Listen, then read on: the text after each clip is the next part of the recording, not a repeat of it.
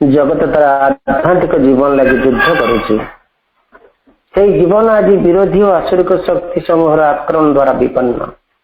हे भगवान तोर पराक्रमी सैनिक होई आमे संग्राम करने को चाहूं जद्वारा पृथ्वी उपरे तोर महिमा प्रकाशित हो पाए। वंदे मातरम। दिव्य जननी जय हो। परमा भागवत जननी श्रीमा परम प्रभु श्री अरविंद चरण कमल अनंत कोटि प्रणाम जनाई आमे आरंभ करने को जाऊे आज ऑनलाइन श्री अरविंद एस्पिरेशन पाठचक्र कार्यक्रम।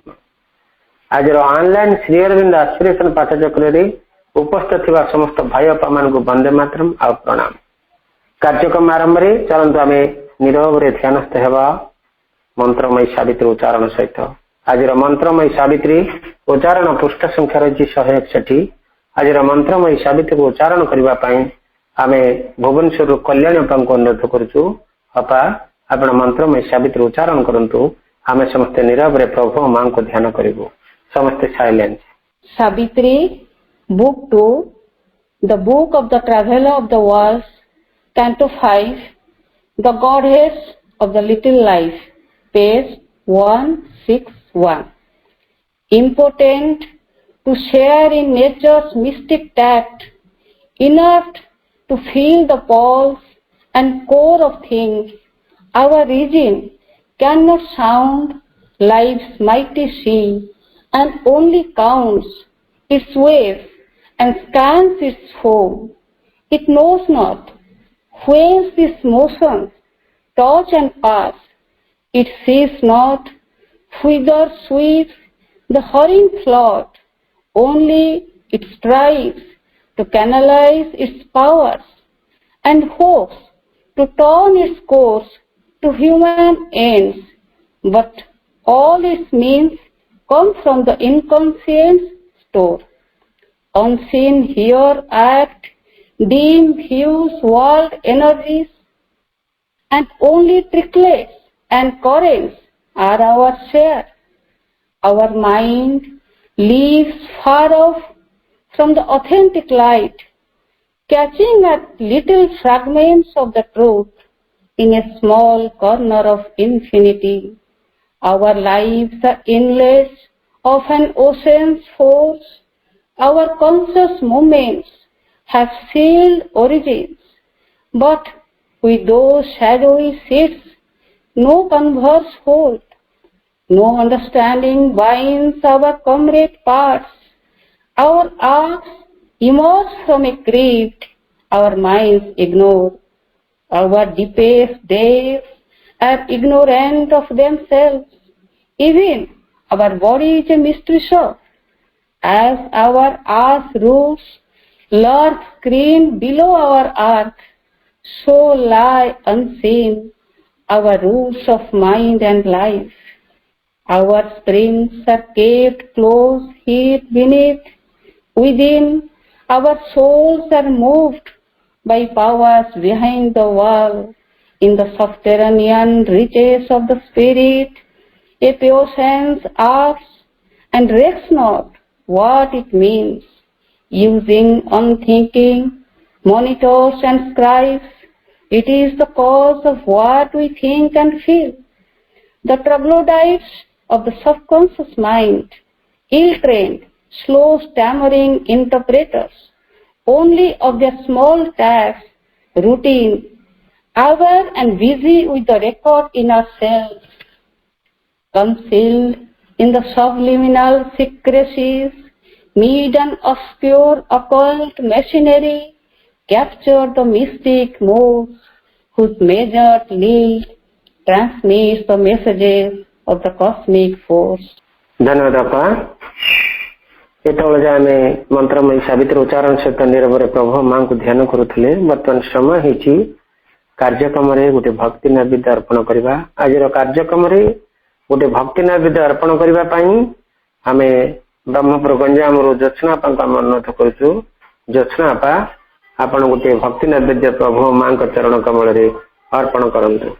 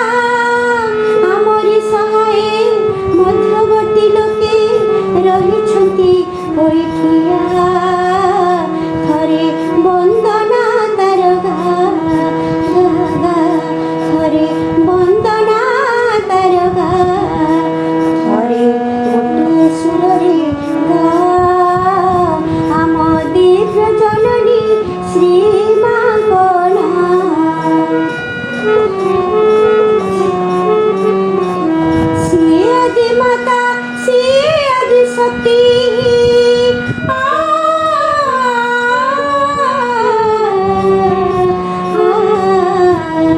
ସିଏ ଆଦି ମାତା ସିଏ ଆଦି ଶକ୍ତି ତାଙ୍କ ଠାରୁ ପରା ସବୁ ଯେ ଉତ୍ପତ୍ତି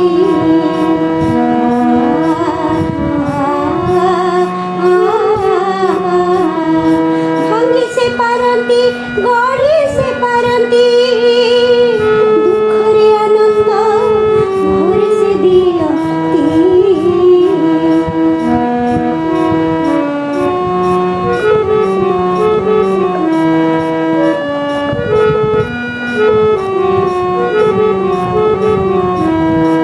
महिमा पर कृपार भण्डार महिमा पर कृपार भण्डार विपद डाकिले संगे हुअन्ति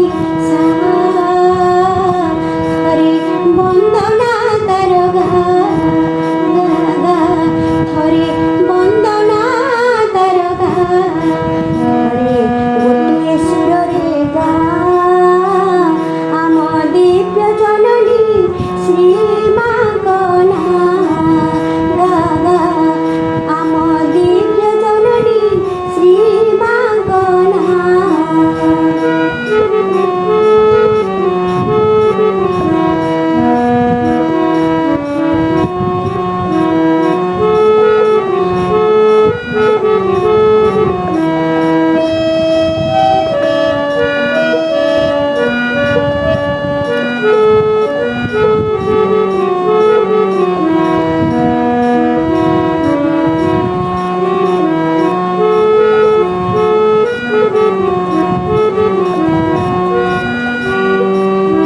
सकल ब्रह्मांडे जेते जहाँ लीला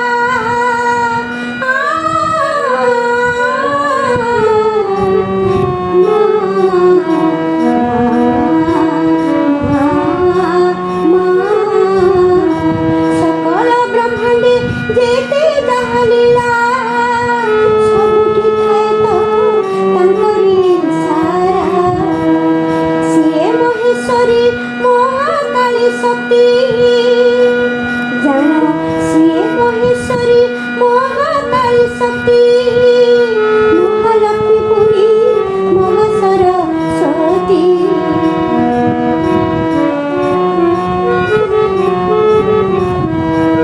আজি এ সংকটে মানব তনুরে আজি এ সংকটে মানব তনুরে ହୋଇଛନ୍ତି ଉଭା ହେବାକୁ ଆମ ସାହା ଥରେ ବନ୍ଦନା ତାର ଥରେ ବନ୍ଦନା ତାର ଥରେ ଗୋଟିଏ ସୁରରେ ଆମ ଦିବ୍ୟ ଜନନୀ ଶ୍ରୀ ମାଗନା ଆମ ଦିବ୍ୟ ଜନନୀ ଶ୍ରୀ ମାଗନା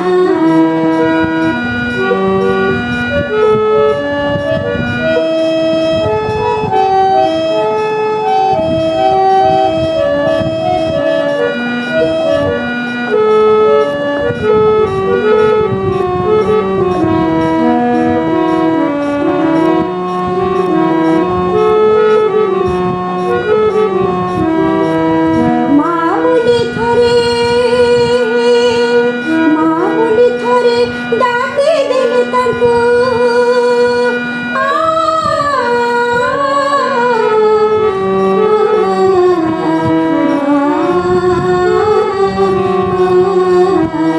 ମାଉଲି ଥରେ ଡାକି ଦେଲେ ତାଙ୍କୁ ପର ପବଚେ ରଖନ୍ତି ଆମକୁ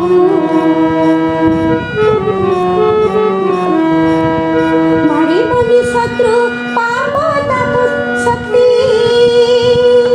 ମାରିବନି ଶତ୍ରୁ ପାପ ତାପ କିଛି ସବିକ ନାଟିକା ଯାହା ସ୍ଥିର ହେଇଛି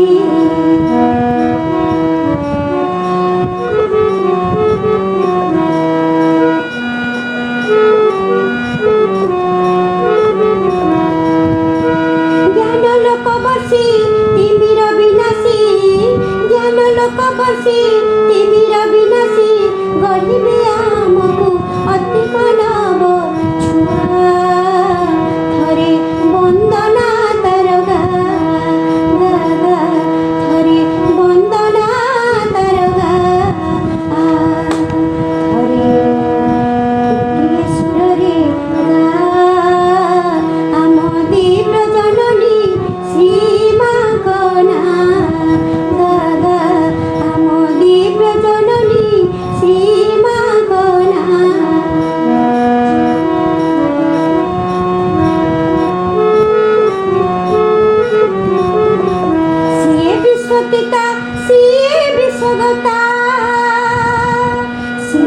ସତିତା ସିଏ ବିଶ୍ୱଗତା ଆମରି ସହାୟ ମଧ୍ୟବର୍ତ୍ତୀ ଲୋକେ ରହିଛନ୍ତି ହୋଇଠିଆ ଥରେ ବନ୍ଦନା ତାର ଗା ଗା ଗା ଥରେ ବନ୍ଦନା ତାର ଗା ଥରେ ଗୋଟିଏ ସୁରରେ ଗା ଆମ ଦିବ୍ୟ ଜନନୀ ଶ୍ରୀ ମାଙ୍କ ନାଁ ଗା ଗା ଆମ ଦିବ୍ୟ ଜନନୀ ଶ୍ରୀ ମାଙ୍କ ନାଁ ଗା ଗା ଆମ ଦିବ୍ୟ ଜନନୀ ଶ୍ରୀ ମାଙ୍କ ନାଁ ଗା ଗା ଆମ ଦିବ୍ୟ ଜନନୀ ଶ୍ରୀ ମାଙ୍କ ନାଁ।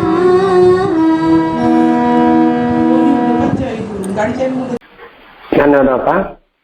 ଆପଣ ବହୁତ ସୁନ୍ଦର ସ୍ୱର ଦେଇ ଏବଂ ହାରମୋନିୟମରେ ତାକୁ ସୁର ବାନ୍ଧି ଏତେ ଭାବ ଦୀପକ କରିଦେଇଛନ୍ତି ଏ ଲେଖାଟିକୁ, ଯୋଉଟା ଅଳ୍ପ ଦିନ ତଳେ ୟାକୁ ଲେଖିଥିଲି ଏବଂ ତାକୁ ବି ମଧ୍ୟ ଗୋଟେ ପାଠଚକ୍ର ବି ତାକୁ ନିଜର ସୁରରେ ବି ତାକୁ ଗାଇଥିଲି, କିନ୍ତୁ ଅତି ଚମତ୍କାର ଭାବରେ ଆପଣ ତାକୁ ସୁର ବାନ୍ଧିଛନ୍ତି, ବହୁତ ଭାବର ସହିତ ତାକୁ ଗାଇଛନ୍ତି, ସୁନ୍ଦର ଭାବ ରହିଛି। ସିଏ ବିଶ୍ୱଗତା ସିଏ ବିଶ୍ୱତିତା ସିଏ ବିଶ୍ୱତିତା ସିଏ ବିଶ୍ୱଗତା ଆମରି ସହାୟ ମଧ୍ୟବର୍ତ୍ତୀ ଲୋକେ ରହିଛନ୍ତି ହୋଇଠିଆ ଥରେ ବନ୍ଦନା ତାର ଗା ଗା ଗା ଥରେ ବନ୍ଦନା ତାର ଗା ଥରେ ଗୋଟିଏ ସୁରରେ ଗା ଆମ ଦିବ୍ୟ ଜନନୀ ଶ୍ରୀ ମାଙ୍କ ନାଁ ଗା ଗା ଆମ ଦିବ୍ୟ ଜନନୀ ଶ୍ରୀ ମାଙ୍କ ନାଁ। କି ଚମତ୍କାର ଭାବରେ ଆକୁ ଆପଣ ସେ ଯୋଉ ଗା ଗା ଟାକୁ ବହୁତ ସୁନ୍ଦର ଭାବରେ କରିଛନ୍ତି, ମାଙ୍କର ବନ୍ଦନା ଗାନ କରିବା ପାଇଁ ଆପଣ ଆହ୍ୱାନ କରିଛନ୍ତି। ସୁନ୍ଦର ଆପଣଙ୍କର ପଦ ସୁନ୍ଦର ଭାବରେ ସଜେଇଛନ୍ତି ସୁରରେ, ସେଥିପାଇଁ ବହୁତ ବହୁତ ଧନ୍ୟବାଦ ବାପା। ଆମର କାର୍ଯ୍ୟକ୍ରମରେ ଏଇଭଳି ଆପଣ ଆସନ୍ତୁ, ବହୁତ ସୁନ୍ଦର ସୁନ୍ଦର ପ୍ରାର୍ଥନାକୁ ସ୍ୱର କରି ତାକୁ ମାଙ୍କ ଆଉ ପ୍ରଭୁଙ୍କ ପଦାରବିନ୍ଦରେ ଅର୍ପଣ କରନ୍ତୁ ଏବଂ ଆମ ସମସ୍ତଙ୍କୁ ମା ଆଉ ପ୍ରଭୁଙ୍କ ଚରଣ କମଳରେ ଉନ୍ମିଳିତ କରି ରଖନ୍ତୁ। ଧନ୍ୟବାଦ ବାପା, ଧନ୍ୟବାଦ। ସମୟ ବର୍ତ୍ତମାନ ହେଇଛି, ଆମେ ଆମର ପ୍ରିୟ ଭାଗୀ ଭାଇ ବ୍ରହ୍ମପୁର ଗଞ୍ଜାରୁ ପାଇଛେ, ସେ ଗୋଟେ ବିଷୟ ଆରମ୍ଭ କରିଛନ୍ତି, ସେ କଣ୍ଟିନ୍ୟୁ ଚାଲିଛି, ପ୍ରତି ମାସରେ ତାର ଗୋଟେ କଣ୍ଟିନ୍ୟୁ ରହୁଛି ଜୀବନ ଜିଜ୍ଞାସା। ଜୀବନ ଜିଜ୍ଞାସା ଏ ଯାଏ ଆମେ 3ଟି ପର୍ଯ୍ୟାୟ ତାର ସାରିଛେ। ବର୍ତ୍ତମାନ ଭାଇଙ୍କୁ ଅନୁରୋଧ କରିବା ଜୀବନ ଜିଜ୍ଞାସା ତାର ପର୍ଯ୍ୟାୟ 4ଥ ପର୍ଯ୍ୟାୟ ଟିକେ ସେ ଆରମ୍ଭ କରିବେ। ଭାଇଙ୍କୁ ଅନୁରୋଧ, ଭାଇ ଆପଣ ଜୀବନ ଜିଜ୍ଞାସା ପାର୍ଟ 4 କୁ ଆଲୋଚନା ଜାରି ରଖନ୍ତୁ। ଭାଇ ଭାଗ୍ୟ ଭାଇ ବ୍ରହ୍ମପୁର ଗଞ୍ଜାମ। ଦିବ୍ୟ ଜନନୀ ମା ପରମ ପ୍ରଭୁ ଶ୍ରୀ ଅରବିନ୍ଦ ଆସ୍ପିରେସନ ପାଠଚକ୍ରରେ ଉପସ୍ଥିତ ହୋଇଥିବା ମାଙ୍କ ଭାଷାରେ ସେଇ ଇଲାଇଟ୍ ସୋ ବା ବଛା ବଛା ଆତ୍ମା ବା ଆମ ଭାଷାରେ କହିଲେ ଦ ଓପେନିଂ ସୋ, ମାଙ୍କ ଆଡ଼କୁ ଉନ୍ମୁକ୍ତ ହୋଇଥିବା ସେ ଆତ୍ମା ମାନେ ଶ୍ରୀ ଅରବିନ୍ଦଙ୍କର ଗୋଟେ ଛୋଟିଆ ବାକ୍ୟ ଯୋଉଟା କି ମୁଁ ପ୍ରଥମରେ କହିଥିଲି ମୋତେ ବହୁତ ପ୍ରଭାବିତ କରିଥିଲା।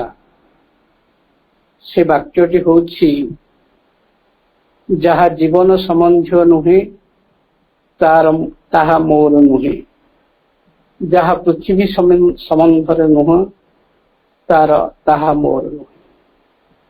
ସେ କେତେ ବଡ଼ ମହାନ ସିଦ୍ଧି ହେଇଥାଉ, ମହାନ ଐଶ୍ୱର୍ଯ୍ୟ ହେଇଥାଉ, ମହାନ ପ୍ରାପ୍ତି ହେଇଥାଉ, ଯଦି ତାହା ଜୀବନ ସମ୍ବନ୍ଧୀୟ ହେଇନଥିବ, ଯଦି ତାହା ପୃଥିବୀ ସମ୍ବନ୍ଧୀୟ ହେଇନଥିବ, ତାହା ମୋର ନୁହଁ ବୋଲି ମହାଯୋଗୀ ଶ୍ରୀ ଅରବିନ୍ଦ ସିଧାସଳଖ କହିଛନ୍ତି। এই ବାକ୍ୟଟି ପଢିଲା ବେଳେ ମୋ ଭିତରେ ଗୋଟେ କୌତୂହଳ ସୃଷ୍ଟି ହେଲା ଯେ ଲାଇଫ ଡିଭାଇନ ଭିତରେ ଶ୍ରୀ ଅରବିନ୍ଦ ଜୀବନ ଶବ୍ଦକୁ ବ୍ୟବହାର କରି केते थर कहिसंती खोजु खोजु खोजु खोजु खोजु मोर गोटे एमती कौतूहल बेले बेले जागृत हुए जेमती थरे कहूली जे माँ बहिर केतोटी इफ अच्छी मु खोजिली एवं इंग्रेजी माँ बही 19टा इफ ओडिया इंग्रेजी माँ बही 18टा इफ आड़िया माँ बही 19टा इफ अच्छी सेमती लाइफ डिवाइड मु खोजी खोजी गली 3900 थर जीवन शब्द को व्यवहार करी श्री अरविंद से जो महान दर्शन ग्रंथ उल्लेख करिसेंती मते मजा लगुଥାଏ तापर सावित्री भीतर को जेते बेले मु गली लाइफ शब्द व्यवहार करी केते लाइन लिखाई मु खोजी खोजी हाले हे गली 1500 पर्यंत गली तापर विरक्ति थोइदिनी केते थिबो मु जानि नाही सेथि पई गोटे आपण मानकर पाठचक्र गोटे विषय को मु चॉइस करिछि मु और निर्वाचित करिछि से विषय होची जीवन जिज्ञासा। जीवन जिज्ञासा आज चतुर्थ भाग आलोचना एवं जीवन जिज्ञासा उपर आपण माने जो अनुमति हेबे देबे 100 भागरे ताहा कोई तो सरीब कि नाही संदेह से जाहाउ आमे जीवन जिज्ञासार चतुर्थ भाग भीतर को दिबा। श्री अरविंद कहउछंती the truth of existence of life आम जीवन अस्तित्व एक्जिस्टेंस आम जीवन जो जीवन अस्तित्व अच्छी ता पछरे कौन सत्य अच्छी Shri Aurobindo कहउछंती possess in oneness not loses in oneness is the secret mantra of our life। आम जीवन एक गुप्त मंत्र अच्छे एक गूढ़ मंत्र अच्छी से मंत्रटी कौन ना पोजेस इन वननेस वननेस ओ कैपिटल से परम एक एकम सत्यम विप्रा बहुधा वदन्ति एकम सत्युता विप्रा बहुधा वदन्ति पंडित माने ज्ञानी माने तांको बहु रूप वर्णना कले मध्य से होचन से वननेस वन ओ कैपिटल।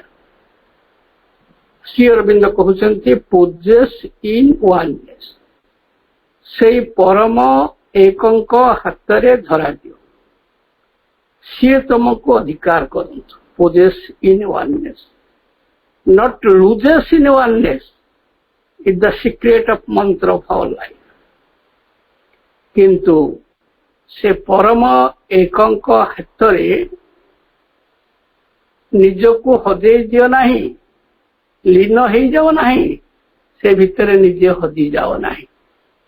एवं द्वितीय कथाटी समग्र पारंपरिक आध्यात्मिकता को विरोध करेंगे कारण भक्ति योग कर्म योग भितर गीतारे सबुठे कह जाइछि कौन ना भगवान को खोजिबा भगवान को पाइबा भगवान को भितर लीन हो जावा एवं भगवान को भितर निजे हजे दबा आमर अस्तित्व को से विसर्जन करवा ये हूँ पारंपरिक योगर सर्वोत्तम सिद्धि।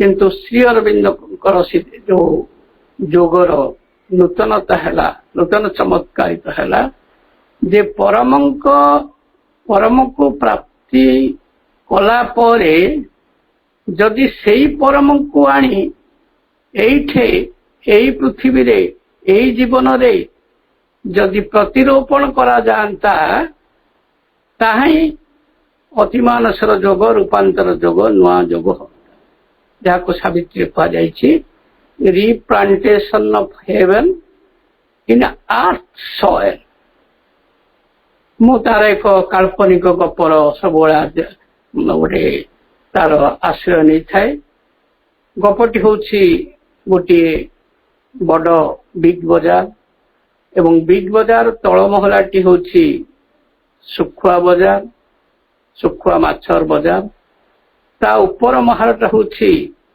जे मिठा बजार विभिन्न प्रकार मिठा रसी बजार ता ऊपर महलाटी हूँ फूल बजार एवं ता ऊपर महलाटी हाँ जोटा मिठा बजार पर ऊपर महलाटी अच्छी विभिन्न शाढ़ी ड्रेस से बजार एवं सभा ऊपर महलाटी हूँ फूल बजार एवं ता ऊपर महलाटी हूँ ज्योतिर बजार आलोकर बजार एवं जड़े व्यक्ति जिते बेले तल महलार पहुंचला सुखुआ बजार भितर माछ बजार भितर किसी समय बुलला जदि बा कहीं अतिष्ठ होता अनेक तो सुखुआ गंध माछ गंध बहुत भल लगे यह बोली मु कहूना आम माछ खाइबानी सुखुआ खाइनी किंतु ता भितर रहिबाकू से गंध भितर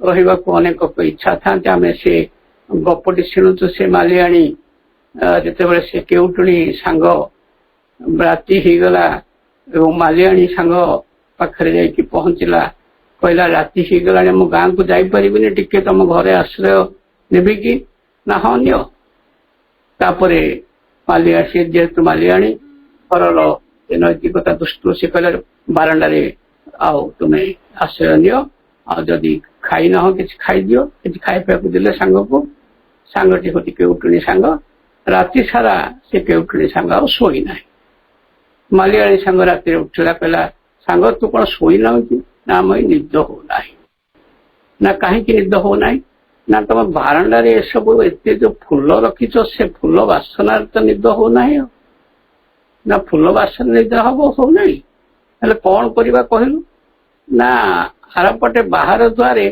मोर जो से सुखुआ बोझटी अच्छी सुखुआ तो सरी जाइए से कना से बोझ सब अच्छी ताकू तमें यदि कहत ताकू टिके तुम बारंडा भितर को आनी था से सुखुआ बोझ पाखे मुंड देकी शोले मत निद हाँ सतकू सत से केउटुणी सांग गला सुखुआ बोझ को आणिकी मुंड तले देला ताकू भल निद है मनीष समाज भितर ये एक प्रतीकात्मक कहानी मनीष समाज भितर एमती लोक अच्छा जो मान को हत्या न कले निद हुए लुंठन न कले निद हुए सिगरेट न खाइले निद हुए मद न खाइले निद हुए जिते प्रकार मनीष को ध्वंस कर प्राणी से भितर न पशिले से जो गंधिया भितर न पशिले जीवन कहते भात जीर्ण होना कली न कले तो भात जीर्ण होनी कि सतरे भात जीर्ण हुए नहीं से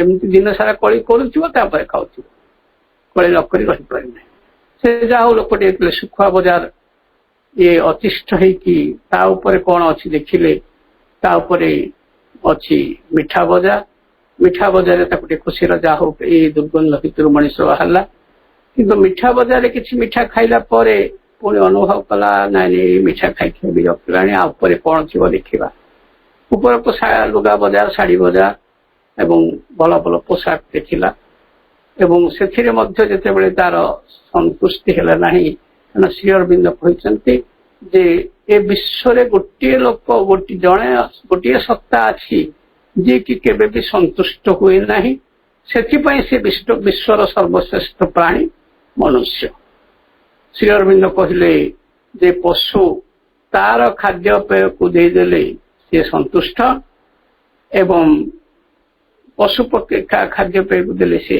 संतुष्ट हो जाए देवता माने तांकु जहाँ जहाँ बर मिली महिमा मिली से संतुष्ट एवं अग्नि देवता कहे ना जे वायु देवता परि मोर टिके शक्ति था वायु देवता कहती जे अग्नि देवता परि मोर मध्य टिके से जो दहन शक्ति था इंद्र देवता कहती ना जे वरुण देवता परि मोर टिके व्यापकता था वरुण देवता कहती ना जे अग्नि देवता परि मो हाथ में जब वज्र था भल होता श्री अरविंद क्लीयर कहते लाइफ डिवाइन जे देवता माने तांकर महिमा तांकर बर तांक भितर जहाँ सब क्षमता अच्छी ताको लेकिन से संतुष्ट पशु पक्षी माने तांकर खाद्य मिलगले तांकर जो इन्स्टिक्ट अच्छी से जो इन्स्टिक्ट जब परितृप्त हो गले तांकर जोड़े इन्स्टिक्ट जे खाइबे एवं निद्रा जीवे एवं मलत्याग करेंगे जो पारे से मलत्याग करेंगे एवं छुआ जन्म करेंगे ये कम गुड़िक हो गले किए असंतुष्ट ना କୌଣସି ଯେତେ ଚାଲାକ ପଶୁ କି ପକ୍ଷୀ ହେଇଥିଲେ ସିଏ କହିବ ନାହିଁ ଯେ ମୁଁ ଟିକେ ମହାଭାରତଟା ବୁଝିଥାନ୍ତି, ରାମାୟଣ କଣ ଶୁଣିଥାନ୍ତି, +2ରେ ଜଏନ୍ ହେଇଥାନ୍ତି, ଏମିତି କେବେ ସେ ଭାବିବ ନାହିଁ, ସିଏ ସନ୍ତୁଷ୍ଟ। କିନ୍ତୁ ଗୋଟିଏ ସତ୍ତା ଅଛି ପୃଥିବୀରେ ଯିଏକି ସିଏ କେବେ ବି ସନ୍ତୁଷ୍ଟ ନୁହେଁ, ଏବଂ ଯାହାକୁ ଶ୍ରୀଅରବିନ୍ଦ କହିଲେ ତାହା ହଉଛି ଦିବ୍ୟ ଅସନ୍ତୋଷ। ସବୁବେଳେ ତା ଭିତରେ ଗୋଟେ ଦିବ୍ୟ ଅସନ୍ତୋଷ ଅଛି ବୋଲି ପୃଥିବୀରେ ବିବର୍ତ୍ତନ ଚାଲିଛି ଏବଂ ବିବର୍ତ୍ତନ କ୍ରିୟାକୁ ସେ ଆଗକୁ ଆଗକୁ ନେଇ ଯାଉଛି। ସେଥିପାଇଁ ଯାହାକୁ କୁହାଯାଏ ଶ୍ରୀଅରବିନ୍ଦ ଯୋଉ ଲାଇଫ ଡିଭାଇନ 2ଟା ଚାପ୍ଟର ଲେଖିଲେ ଯେ ନେତି ନେତି ନେତି, ଏଇଟା ଶେଷ ନୁହେଁ, ଆଉ କଣ ଅଛି, ଆଉ କଣ ଅଛି, ଆଉ କଣ ଅଛି। ଏ ଦିବ୍ୟ ଅସନ୍ତୋଷର ମଣିଷ ଅଛନ୍ତି। କିନ୍ତୁ ସେ ବ୍ୟକ୍ତିଟି ଯେତେବେଳେ ସେଇ ଯୋଉ ମିଠା ବଜାରରେ ସନ୍ତୁଷ୍ଟ ନ ହେଇ, ସେଇ ଲୁଗା ବଜାରରେ ସନ୍ତୁଷ୍ଟ ନ ହେଇ ଉପର ଫୁଲ ବଜାରକୁ ଗଲା, ଫୁଲ ବଜାରରେ ମଧ୍ୟ ସନ୍ତୁଷ୍ଟ ହେଇ ଯେତେବେଳେ ଜ୍ୟୋତି ବଜାରକୁ ଗଲା, ଆଲୋକ ବଜାରକୁ ଦେଖିଲା, ସେଇ ଆଲୋକରେ ଦିବ୍ୟ ଆଲୋକରେ ଯେତେବେଳେ ଅଭିଭୂତ ହେଇଗଲା, ତା ଭିତରେ ତା ହୃତ୍କେନ୍ଦ୍ର ଭିତରେ ଗୋଟେ ଆଲୋଡ଼ନ ସୃଷ୍ଟି ହେଲା। ଏମିତି ଦିବ୍ୟ ଜ୍ୟୋତି, ଦିବ୍ୟ ଆଲୋକ, ଏବଂ ଶ୍ରୀଅରବିନ୍ଦ ସବୁବେଳେ ଜ୍ଞାନକୁ ଆଲୋକର ପ୍ରତୀକ ବୋଲି କହିଛନ୍ତି। এই ଯୋଉ ଦିବ୍ୟ ଜ୍ଞାନ, ଦିବ୍ୟ ଆଲୋକ ଏବଂ ଭଗବତ ଜ୍ଞାନ, ବ୍ରହ୍ମ ଜ୍ଞାନ, ଏଇ ଯୋଉ ଜ୍ଞାନକୁ ନେଇ ଆମେ କଣ ସେଇ ଶୁଖୁଆ ବଜାରରେ ଜ୍ଞାନକୁ ନେଇ ପ୍ରତିଷ୍ଠା କରିପାରନ୍ତେ ନାହିଁ?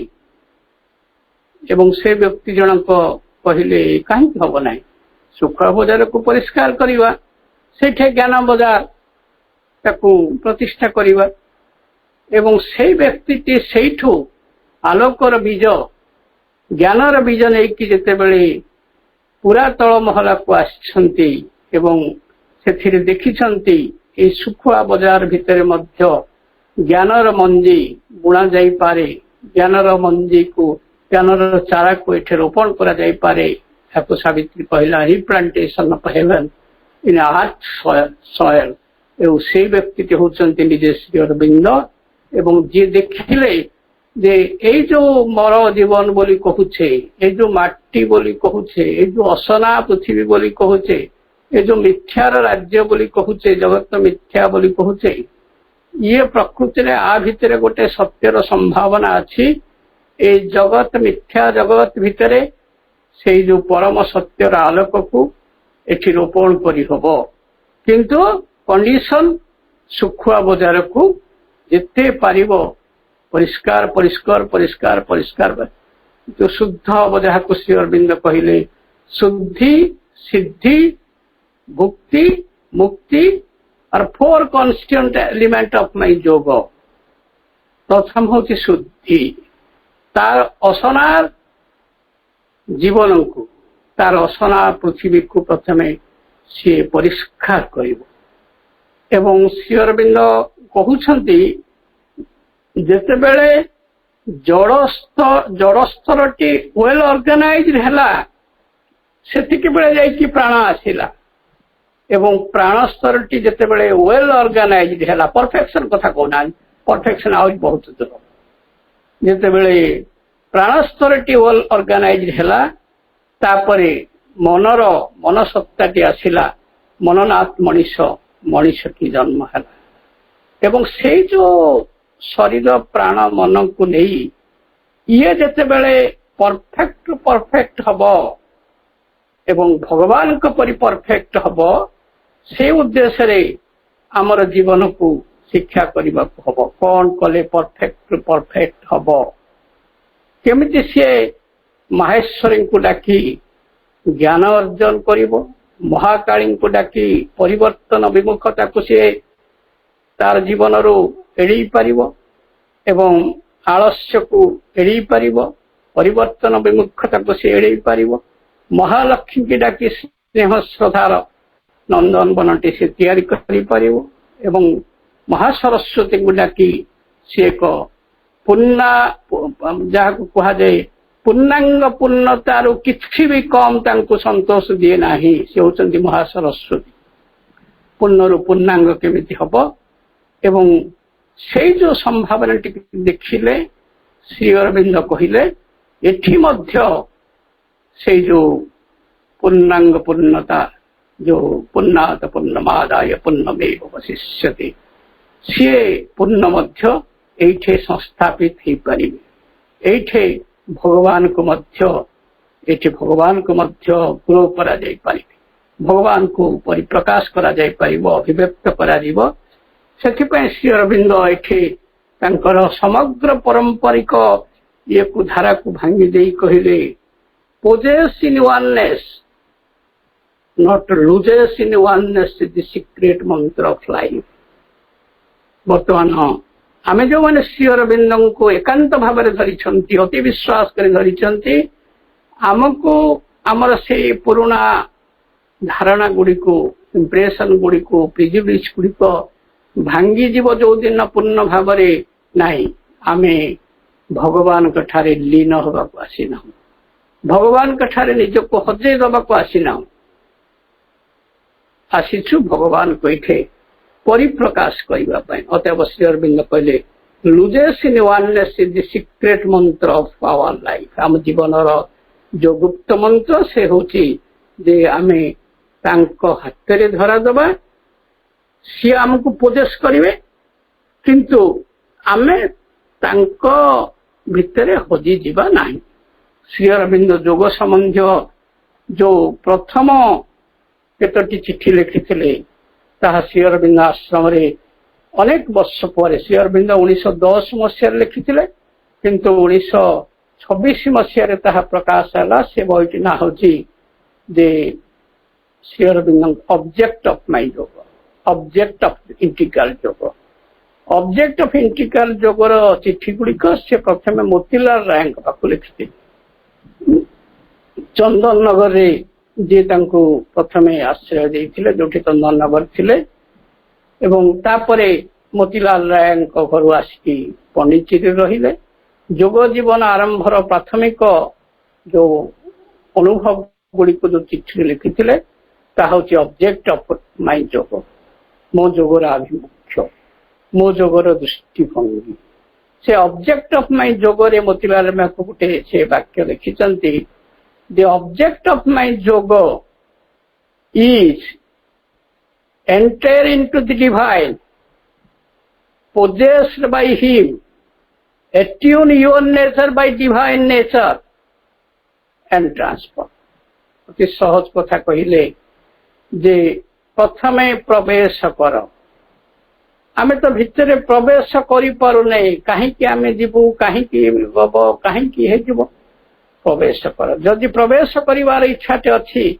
आमे जो माने अच्छे निश्चय आमर अवचेतना भितर आमको किए कही कोई भितर प्रवेश करे जाने बा न जाने बुझेबा न जाए भितर प्रवेश करे प्रवेश कले सीना भितर जानबू ए कौन अच्छी जड़े श्री अरविंद ए प्रश्न कले जे मु आपण को जोग पथ को ग्रहण करिवे बोली भाबुछि किंतु आपण को जोग पाए मु फिट कि अनफिट तो जानी पारु नाही केमिति आपण को जोग रे प्रवेश करी श्री अरविंद कहिले तमे प्रथमे बाट को आस तापरे बाट चलीबारे पाई फिट कि अनफिट तो बाट को आसी ना हो फिट कि अनफिट काई पचारुत बाट को आसिला परे प्रकृति रे कार्यटी नकला पर्यंत जणे एमिति गोटे अवांतर प्रश्न आउ पचारिबा दरकार नहीं आम अनेक कहू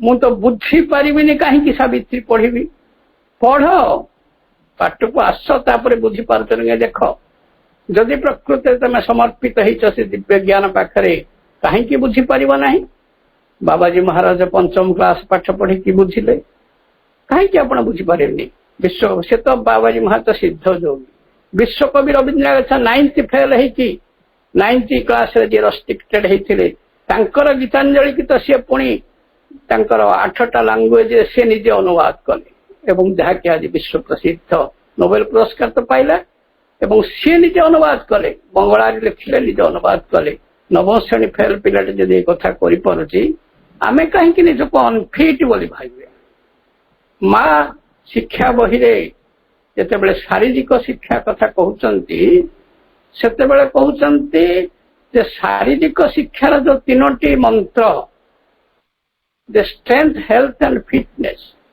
फिटनेस को प्रथम आम जो विचार करवा माँ कहते फिटनेस प्रथम मंत्र है जे प्रथमे भाव I am not unfit none of my children is zero मु अनफिट नुहे ये हूँ फिटनेस प्रथम मंत्र आई एम नॉट अनफिट एवं आपण मैंने शुणी से मौजिया कहानी माँ निजे लिखिं माँ कहले गोटे लोकर जोड़े चंदा मुंडिया लोक से डाक्तर पाख गला एवं से डाक्तर जन हूँ साइकियाट्रिक डॉक्टर जे मनस्तत्व चिकित्सक एवं सबू चिकित्सा कला परे से पुणी से साइकियाट्रिक डॉक्टर पाख गले एवं कहले मोर मुंडे तो किसी चुट्टी ना कौन आप मेडिसिन लिखु डाक्टर गोटे प्रेस्क्रिप्शन देदेले एवं से प्रेस्क्रिप्शन औषध दुकान को गली पूरा टाउन सब औषध दुकान सरीगला से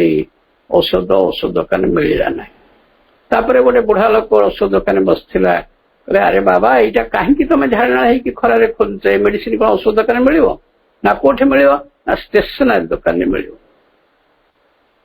स्टेशनरी दुकान को गला प्रेस्क्रिप्शन देखला इंग्रेजी लिखाई से पढ़ुनी ये लोकल लांगुएज लिखाई से पढ़ला सी गोटे गोटे सुंदर ब्रांडेड पानिया गोटे देला एवं डाक्तर कहते से औषध धरिक आसला पाख आसा व्यवहार से शिखेदे डाक्तर पाख कहला कौन आपण मत छटा कर कौन एत फीस ने औषध ना कि ना ताकू मु पूरा दुनिया बुली गली एबे कौन पानिया आप लिखी से गोटे पानिया देला ब्रांडेड पानिया एत पैसा नेला ये कौन ना हाँ यहाँ हूँ तुम मेडिसिन तुम्हें प्रतिदिन ये पानिया मुंड कुंडेब ना चुट्टी तो ना मुंड केमती कुंडेबी ना मु कहली परा तुम्हें मुंड कुंडाओ वर्षे पर आस डाक्तर तो कहते सब आड़ तो फेलर से बापुराटी से पानिया नहीं कि मुंड कुंडेला सकाल उठला जमी गाधला मुंड कुंडेला भल लगिला से तो दामी पानिया जे सब मुंड कुंडला चंदा मुंड हेल्ला मत भल लगे दिन की थर चार थर लाखे मुंड कुंडेला सतु शत वर्षे है देखला ता मुंडरे गोटे गोटे चुट्टी उठू कहीं माँ एक कथा कहले ना आमे जहाँ भावी देछु संपूर्ण असंभव ये भगवान को परिप्रकाश करने संपूर्ण असंभव यही जीवन में केमती से आमर राग क्रोध हिंसा द्वेष रोग भर्ती होती मृत्यु अच्छी आज काली मरबी ये भाग्य ये आलोचना कर कौन ना ये जीवन प्रकाश भगवान को प्रकाश कर हाँ प्रकाश करने से उद्यमटी आरंभ होती कि प्रकृत पूर्ण जोगर ये होती स्वतंत्रता they don't loses your life in loses भितर के हजे दियो ना से जो ऑब्जेक्ट ऑफ जोगर श्री अरविंद कहते जे प्रथम एंटर कर ये जो फिट अनफिट करी न करी एत सब भितर मुंडे न पूरे एंटर कर तापर कहते पोजेस बाई द्वारा धरा दियो हाथ में धरा दियो धर ना आम कि कौन करूँ कुंडे पकौ आंपुड़ी पकौ देहर किसी कलर आणिकी आम जो घरे रखू परुआरे जे आंपुड़ी की जगन्नाथ भर मुझे कलर आनी से देवी को आंपुड़ी की मुझे सिंदूर आनी ये पोजेस कला भाई नाई द्वारा पोजेस रखो तमें जो मंदिर को प्रवेश कर मंदिर को अन्य मैंने सब देखते हाँ मंदिर एत संपत्ति एत टंका एत ये सब सुविधा आर केते भरण जमी अच्छी केते टंका अच्छी ना कौन अच्छी ये सब प्रथम कैलकुलेशन करेंगे तापर कहे अच्छा आर किए बुझुं ना सी अमुक साहू बाबू बुझुं और साहू बाबू बुझुं साहू बाबू कौन सब बुझे ना कौन तापर षड्यंत्र आरंभ कर ना साहू बाबू कौन सब बुझे माने अच्छे कौन मु बुझी कारण सी भगवान को उपदेश करने आम से अवस्था भितर अच्छु प्रथम प्रथम बड़ उत्साह पाठ चक्र को आसु स्कूल को आसु शिक्षा केन्द्र गढ़ा हुए आश्रम गढ़ा हुए तापर कहू आश्रम मु कहीं स्कूल मु कहीं सेक्रेटरी न सी कहीं हम भगवान को उपदेश करने को लागू ଏବଂ ଆମର ଚାଲାକିରେ ଭଗବାନଙ୍କୁ ବାନ୍ଧି ରଖିବାକୁ ଲାଗୁ। କିନ୍ତୁ ଜୀବନର ସତ୍ୟଟା ହେଉଛି ପୋଜେସ୍ଡ ବାଇ ହିମ୍। ତମର ମନ ପ୍ରାଣ ଶରୀରକୁ, ତମର ଚିନ୍ତା ଚେତନାକୁ, ତମର ବୁଦ୍ଧିକୁ, ତମର ସକଳ ସମ୍ଭାବନାକୁ ତାଙ୍କ ହାତରେ ଧରା ଦିଅ, ତାଙ୍କୁ ଜାବୁଡ଼ି ଧରନା। ପୋଜେସ୍ଡ ବାଇ ହିମ୍। ତାପରେ କହୁଛନ୍ତି attune your nature by divine nature. ତମର ଟିକେ ହସିବା ପ୍ରକୃତି ଅଛି ବୋଲି ଧ୍ୟାନ କଲାବେଳେ ହସିବ। ତମକୁ କାନ୍ଦ ମାଡୁଛି ବୋଲି ମନ୍ଦିରରେ ଯାଇକି ବାହୁନି ପକେଇ କାନ୍ଦ କରିବ। ଆମେ ଜାଣିଛୁ ଯେତେବେଳେ ସବୁ ହବିଷ୍ୟାଳୀ ମାନେ ଯାଆନ୍ତି ମନ୍ଦିର ଭିତରକୁ, ବିଭିନ୍ନ କଥାବାର୍ତ୍ତା ହୁଅନ୍ତି, ସେତିକିବେଳେ କେତେ ସ୍ତ୍ରୀ ଲୋକଙ୍କୁ, ବୁଢୀ ଲୋକଙ୍କୁ କାନ୍ଦ ଆସେ। କଣ କରିବି ଲୋ ମା, ମୋ ବୋଉଟା ପରା ଏମିତି କହିକି ସେ ବାହୁନି ପକେଇ କାନ୍ଦ ଆସନ୍ତି। ତମର କାନ୍ଦ ପ୍ରକୃତି ଅଛି ବୋଲି ଭଗବାନ ଆନନ୍ଦମୟଙ୍କର ଲୀଳା ଭିତରେ ପଶିକି ସେଇ କାନ୍ଦ ଆରମ୍ଭ କରିଦେଲ। ଆମେ କଣ କରୁ? ଆମ ପ୍ରକୃତିକୁ ସେଇଠି ଆରୋପ କରୁ। କିନ୍ତୁ ଶ୍ରୀ ଅରବିନ୍ଦ କହିଲେ attune your nature by divine nature. ତମ ହସିଲା କାନ୍ଦିବା ପ୍ରକୃତି ଯାହା ଅଛି ବର୍ତ୍ତମାନ ତାହା ଡିଭାଇନ୍ ନେଚରରେ ଟ୍ୟୁନ୍ କର। ଡିଭାଇନ୍ ନେଚର ସବୁବେଳେ ଆନନ୍ଦମୟ, ଡିଭାଇନ୍ ନେଚର ସବୁବେଳେ ସତ୍ୟମୟ, ଡିଭାଇନ୍ ନେଚର ସବୁବେଳେ ଚେତନାମୟ। ସେଥିପାଇଁ ତାଙ୍କୁ ଆନନ୍ଦମୟୀ ସତ୍ୟମୟ ଇଏ ବୋଲି କହୁ, ପରମ ବୋଲି କହେ। ଓମ୍ ଆନନ୍ଦମୟୀ ଚୈତନ୍ୟମୟୀ ସତ୍ୟମୟୀ ପରମ ବୋଲି କହୁ। ସେ ହେଉଛି ଡିଭାଇନ୍ ନେଚର। ସିଏ ଭଗବାନଙ୍କର ପରମ ଶକ୍ତି। ଏବଂ ସେ ପରମା ଶକ୍ତିକୁ ଆମେ ଟ୍ୟୁନ୍ କରୁଛୁ ତ। ମୋର କେତେ କାନ୍ଦିବା ପ୍ରକୃତି, ହସିବା ପ୍ରକୃତି ଯାହା ଥାଉ ନା କାହିଁକି, ମୁଁ କିନ୍ତୁ ତାଙ୍କର ଆନନ୍ଦମୟ ପ୍ରକୃତି ଭିତରେ ଜୀବନକୁ ଟ୍ୟୁନ୍ କରିବି। Attune by your nature by divine nature. ତାପରେ ଉଠିବ ଯେ ପ୍ରକୃତିରେ ଶୁଖୁଆ ବଜାରରେ କେମିତି ଜ୍ଞାନ ବଜାର, ଜ୍ୟୋତିର ସ୍ୱର୍ଗ କେମିତି ପ୍ରତିଷ୍ଠା ହେଇପାରିବ।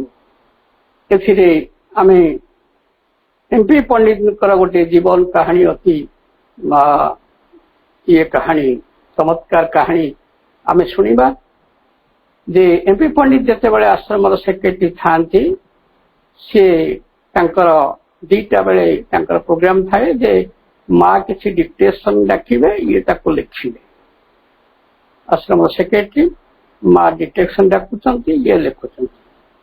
କିଛି ସମୟ ଲେଖିଲା ପରେ ଏମ୍ପି ପଣ୍ଡିତ ବାରମ୍ବାର ତାଙ୍କର ହାତ ଘଡ଼ିକି ଦେଖୁଛନ୍ତି, ହାତ ଘଡ଼ିକି ଦେଖୁଛନ୍ତି ଏବଂ ତାପରେ ଲେଖୁଛନ୍ତି।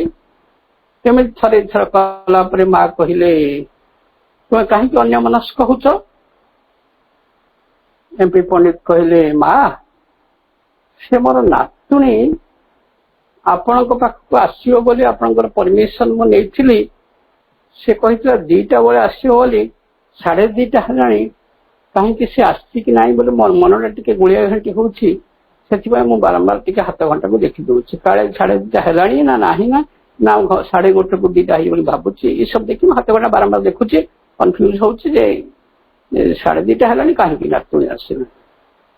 ମା ତାପରେ ଗମ୍ଭୀର ହେଇକି ପଚାରିଲେ, ପଣ୍ଡିତ ଜୀ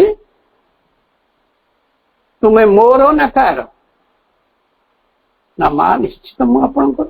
ସକଳ ସମର୍ପଣ କରି, ସବୁ କଥାକୁ ତ୍ୟାଗ କରି ମୁଁ ଆପଣଙ୍କ ପାଖକୁ ଆସିଛି। ଏପରିକି ମୋର ଗୁରୁ କାବାଳୀ ଶାସ୍ତ୍ରୀ, ସେ ତାଙ୍କୁ ଛାଡିକି ମୁଁ ଆପଣଙ୍କ ପାଇଁ ଆସିଛି, ମୁଁ ଆପଣ ନୁହେଁ। ଏ ପ୍ରଶ୍ନ କୋଉଠି ଅଛି? ମୁଁ ଆପଣଙ୍କ ନାହିଁ, ଏ ପ୍ରଶ୍ନ କାହିଁକି ମୋ ପାଇଁ ଦବନ୍ତା? ତୁମେ ଯଦି ମୋର, ଯିଏ ମୋର ତାର କିଏ ନାତି ଥାଏ, ନାତୁଣୀ ଥାଏ, ବନ୍ଧୁବାନ୍ଧବ ଥାଏ ନା? ଏତେ କଥା ମୁଁ ମା ଜାଣିନଥିଲି ଯେ ସତରେ ମୁଁ ତ ଆପଣଙ୍କର, ନାତୁଣୀଟା କଣ ମୋର ହେଇକି ରହିବ? ଯଦି ମୋର, ମୁଁ ଆପଣଙ୍କର, ଆପଣଙ୍କ ଦ୍ୱାରା ପୋଜେସ୍ଡ, ନାତୁଣୀଟା କଣ ମୋର ହେଇକି ରହିବ?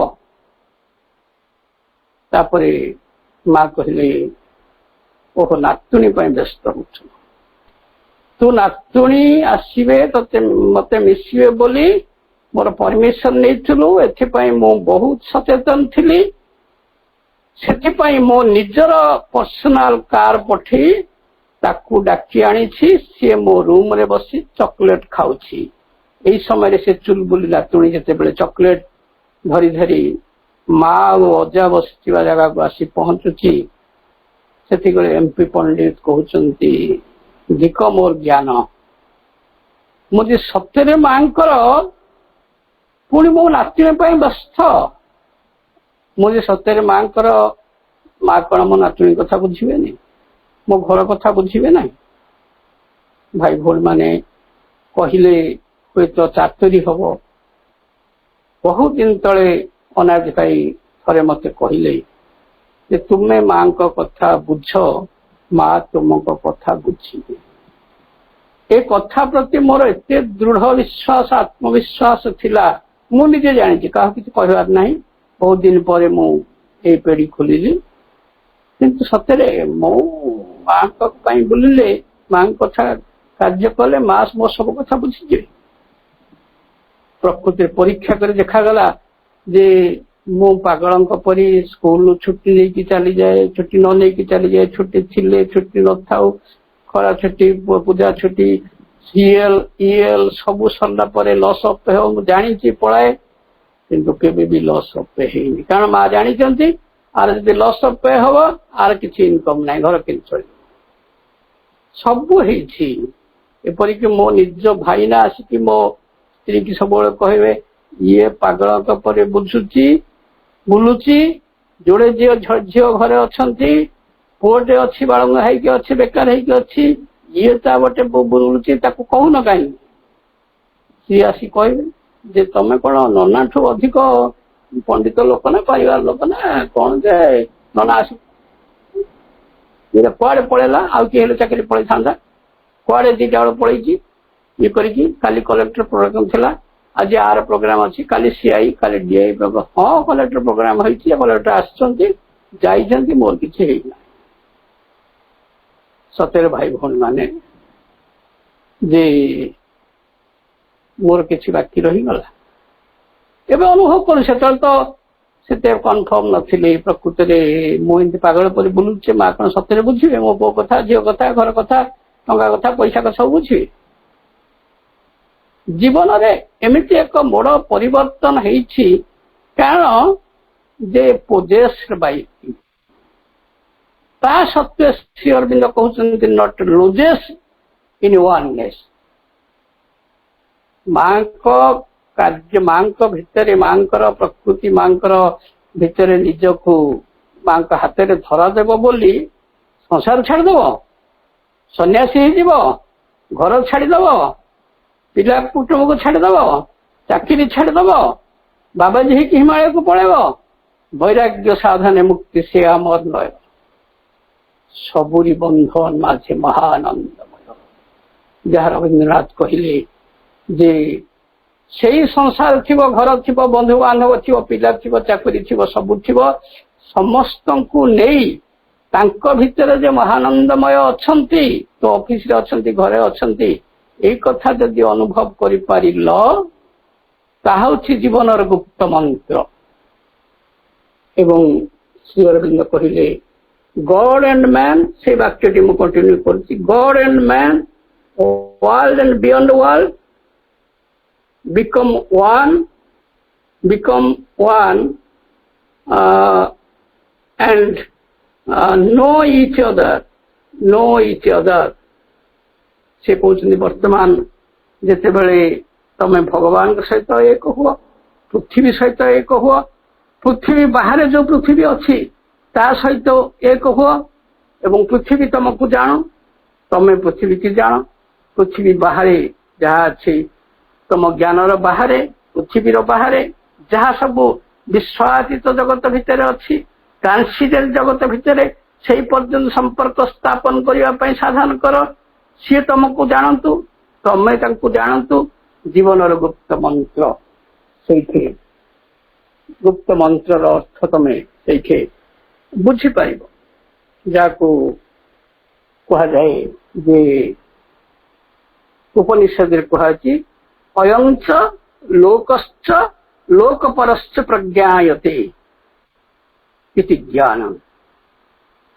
जो कथा माँ पिला मान को प्रैक्टिकली शिखेबे ମୁଁ ମୋର ପେଟ ପୋଷିବା ପାଇଁ ପାଠ ପଢୁନାହିଁ, ପରିବାର ପୋଷଣ ପାଇଁ ପାଠ ପଢୁନାହିଁ, ମୁଁ ନିଜକୁ ଜାଣିବା ପାଇଁ ଚାକିରି କରିବା ପାଇଁ ପାଠ ପଢୁନାହିଁ, ମୁଁ ନିଜକୁ ଜାଣିବା ପାଇଁ, ପୃଥିବୀକି ଜାଣିବା ପାଇଁ, ବିଶ୍ୱକୁ ଜାଣିବା ପାଇଁ, ବିଶ୍ୱ ବାହାରେ ଯୋଉ ବିଶ୍ୱାତୀତ ଅଛି ଭଗବାନକୁ ଜାଣିବା ପାଇଁ, ଟ୍ରାନ୍ସେଣ୍ଡେଣ୍ଟ ଡିଭାଇନ ଜାଣିବା ପାଇଁ ପାଠ ପଢୁଛି। ଉପନିଷଦ ସେଇ ମନ୍ତ୍ରକୁ ଉଦ୍ଘୋଷିତ କରିଥିଲା 5 ବର୍ଷ ତଳେ। ଅୟଂଚ ଲୋକଶ୍ଚ ଲୋକପରଶ୍ଚ ପ୍ରଜ୍ଞାୟତେ। ଅୟଂଚ ନିଜକୁ ଜାଣ, ଜାଣିଛ ଆମେ ନିଜକୁ। ମଣିଷର କେତେ ମଣିଷ ସତ୍ତାର ବାରମ୍ବାର ମା କହୁଛନ୍ତି ଶିକ୍ଷା ବହିରେ ଯେ ସବୁ ଆଦର୍ଶ ଗୁଡିକ ପାଣି ଫାଟିଯିବ ତମେ ଯଦି ନିଜକୁ ନ ଜାଣିବ। ନିଜକୁ ଜାଣିବା ଅର୍ଥ ନିଜ ସତ୍ତାର ବିଭିନ୍ନ ସ୍ତର ଅଂଶକୁ ଜାଣ ଏବଂ ତାର ପ୍ରତି ଅଂଶକୁ ଜାଣ, ବିଭାଗ ପ୍ରତି ବିଭାଗକୁ ଜାଣ, ତାହାର କାର୍ଯ୍ୟକଳାପକୁ ଜାଣ, ତାର ପ୍ରତି ମୁଭମେଣ୍ଟକୁ ଜାଣ, ତାର କ୍ରିୟା ପ୍ରତିକ୍ରିୟାକୁ ଜାଣ। ସେତିକି ନ ଜାଣିଲେ ତମେ ପୃଥିବୀ କେମିତି ଜାଣିବ? ଅୟଂଚ ଅର୍ଥ ନିଜକୁ ପ୍ରଥମେ ଜାଣ। ମା କହିଲେ ନିଜକୁ ନ ଜାଣିଲେ ପୃଥିବୀ କି ଜାଣିପାରିବ ନାହିଁ। ତାପରେ ପୁଣି ମା କହିଲେ ଯେ ଶିକ୍ଷାର ଯୋଉ ଯୋଡେ ଦିଗ, to know and control, to know more is the way to control more. ନିଜକୁ ଯେତିକି ଯେତିକି ଜାଣିବ ସେତିକି ସେତିକି ନିଜକୁ ତମେ କଣ୍ଟ୍ରୋଲ କରିପାରିବ, ଶୃଙ୍ଖଳିତ କରିପାରିବ, ତମେ ତାକୁ ନିୟନ୍ତ୍ରଣ ରଖିପାରିବ। ତମର ମନ କୋଉଠି ଅଛି ତ ଜାଣିନ, ମନ କେତେ ପ୍ରକାର ଜାଣିନ, ମନ ସ୍ତର ଜାଣିନ, ମନ କ୍ରିୟାକଳାପ ଜାଣିନ, କାହିଁକି ପ୍ରତିକ୍ରିୟା ତମକୁ ଆସୁଛି ଜାଣିନ, କାହିଁକି ତମ ଭିତରେ ଦ୍ୱନ୍ଦ୍ୱ ଆସୁଛି ଜାଣିନ, କାରଣ ମନକୁ ଜାଣିନ। ମନକୁ ଯଦି ଜାଣିନ, ମନକୁ କଣ୍ଟ୍ରୋଲ କେମିତି କରିବ, ଜୀବନକୁ କେମିତି ଶୃଙ୍ଖଳିତ କରିବ? ଶିକ୍ଷା ତ କହିଲେ ନିଜକୁ ଜାଣିବା, ନିଜକୁ ଶୃଙ୍ଖଳିତ କରିବା।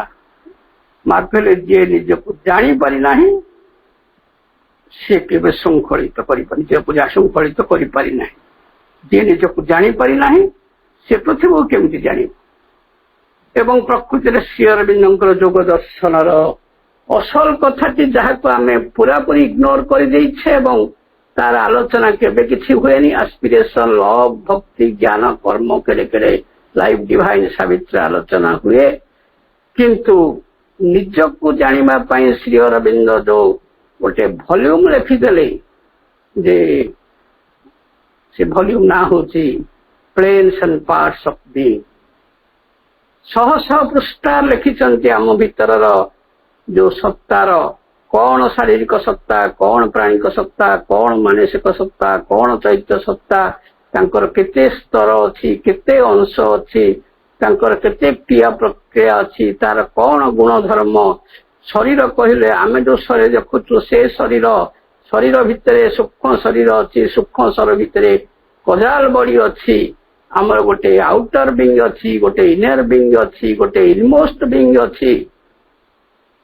ସେଇ କଥାକୁ ଜାଣିବା କଣ ଆମର ଆବଶ୍ୟକତା ନାହିଁ? ନ ଜାଣିଲେ କିନ୍ତୁ ହବ ନାହିଁ। ନ ଜାଣିଲେ ଶେଷରେ ବିରକ୍ତ ହେଇ କହିବୁ ଯେ ନାଇଁ ନାଇଁ ଆମେ ଯାଇକି ତାଙ୍କ ଭିତରେ ଲୀନ ହେଇଯିବୁ। ଧ୍ୟାନ କରିବୁ, ଜପ କରିବୁ ଏବଂ ମନ୍ତ୍ର ପଢିବୁ, ଯଜ୍ଞ କରିବୁ, ଶେଷରେ ଯାଇକି ତାଙ୍କ ଭିତରେ ଲୀନ ହେଇଗଲେ ବୈକୁଣ୍ଠ ପ୍ରାପ୍ତି ହବ।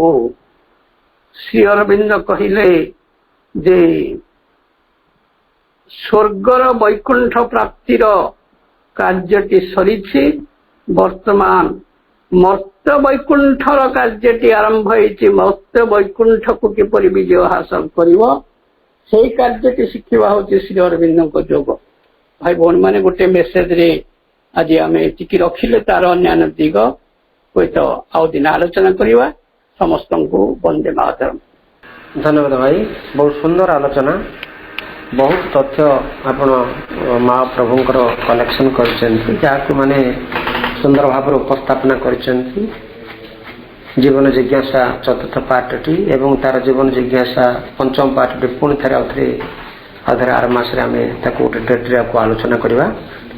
ଭାଇ ସବୁବେଳେ ବଡି ଭାଇବ୍ରେସନ କରାନ୍ତି, ମାଙ୍କ କଥା ଏତେ ତଲ୍ଲୀନ ହେଇଯାଆନ୍ତି एवं आम समस्त को तलीन कराई दियंती सतरे भाई भौणी मैंने ये माँ कथा माँ कथा जुआड़ू शुणव सुआड़ू सियाड़ू मीठा ये मीठा कथा अमृत कथा जेते शुणुवा सेते भल लगुव कारण से तो आमर माँ ना मधुमयी माँ।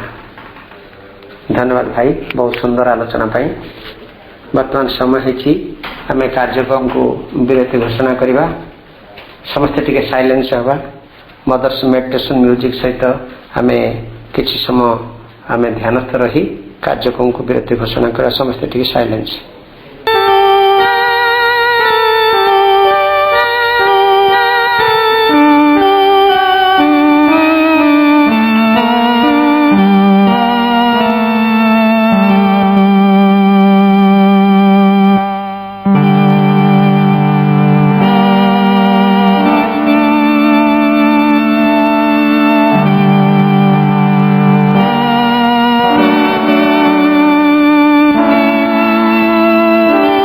कार्यक्रम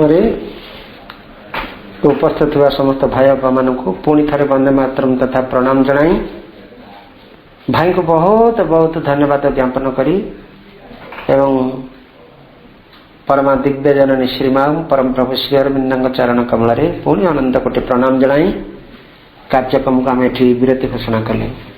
कार्यक्रम अभर समस्त को और मा मा मा मा मा मा मा मा मा।